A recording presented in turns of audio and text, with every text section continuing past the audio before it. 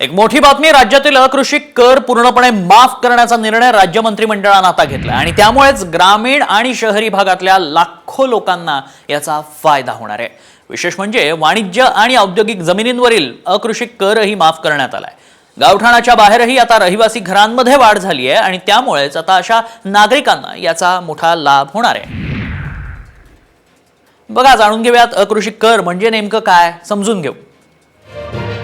जमिनीचा वापर बिगर शेतीसाठी करायचा असेल तर कायदेशीर परवानगीची गरज लागते। विशिष्ट कर भरून शेतीची जमीन बिगर शेतीची केली जाते। बिगर शेतीच्या जमिनीच्या प्रक्रियेसाठी लागणारा कर म्हणजेच अकृषिक कर। याच प्रक्रियेला एनए म्हणजेच नॉन ॲग्रिकल्चर असंही म्हटलं जातं। आणि आता जाणून घेऊयात काय नेमके फायदे आहेत। गावठाणातील जमिनीवर सध्या अकृषिक कर माफ करण्यात आलाय, मात्र गावठाणांबाहेर रहिवासी घरांमध्ये मोठ्या प्रमाणात वाढ होत चालली आहे। आता गावठाणाबाहेरही जमिनींवर अकृषिक कर माफ करण्यात येतोय। वाणिज्य औद्योगिक वापरासाठीच्या जमिनीवरील कर माफ करण्यात आलाय। शहरी भागातही बहुमजली इमारतींमध्ये वाढ पाहायला मिळतेय। अशा इमारतींच्या जमिनींवरील कर माफ करण्यात येतोय।